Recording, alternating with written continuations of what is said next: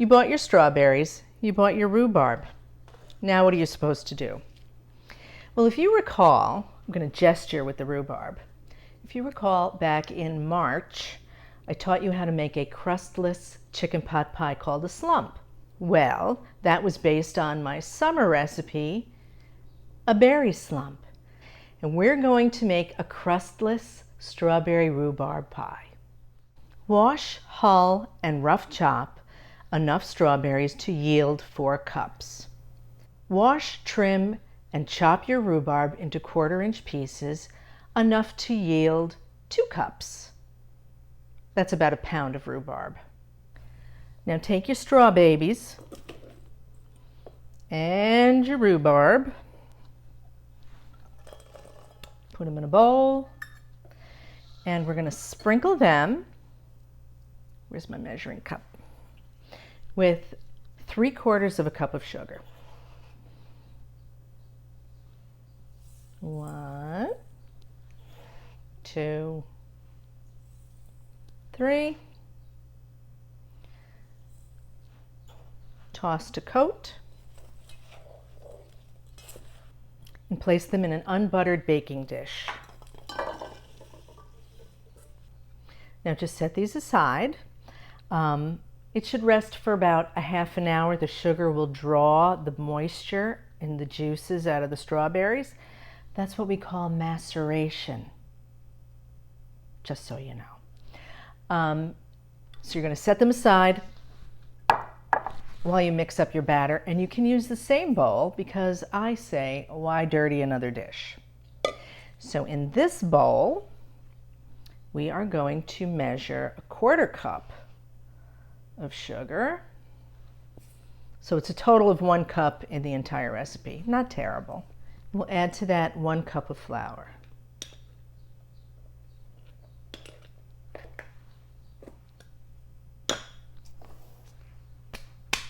Now 1½ teaspoons of baking powder.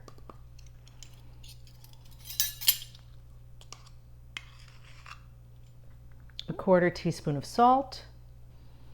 And then we just whisk it together to combine our dry ingredients.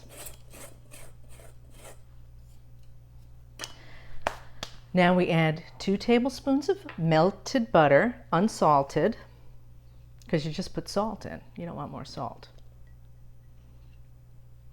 If you use salted butter, you could skip the salt altogether, but you should only ever buy unsalted butter. The whole reason salted butter has salt in it, that was developed so it would have a longer shelf life because salt is a preservative. Okay, so we added our 2 tablespoons of butter. Now we're going to add 3/4 cup of milk.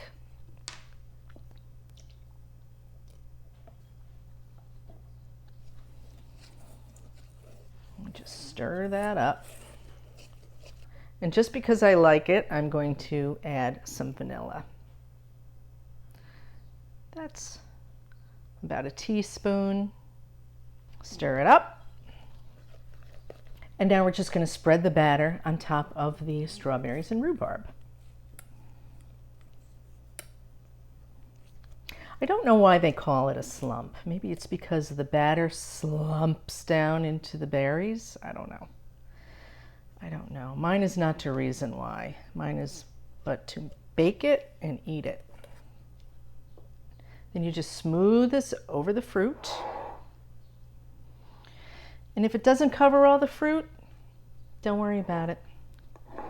Those are the recipes I like to share with you that fall into the don't worry about it category. Now we're just going to pop this in a 375 oven for 40 to 45 minutes until the top gets nice and golden brown. Hello. When you take it out of the oven, let it rest for at least 20 minutes. Otherwise, it'll be a little too watery. And you want to time it if you can so that you can serve it warm with maybe a little dollop of ice cream on top. That'd be pretty amazing. Or you can just put a little whipped cream on top, which is what I'm going to do. Yeah.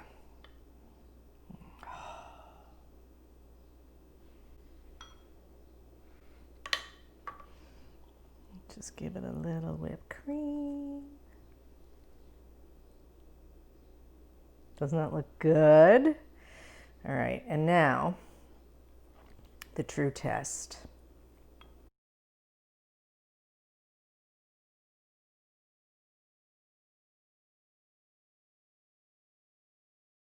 Yeah.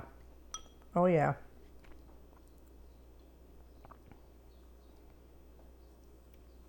Oh, I'm sorry, I forgot you were there. Oh my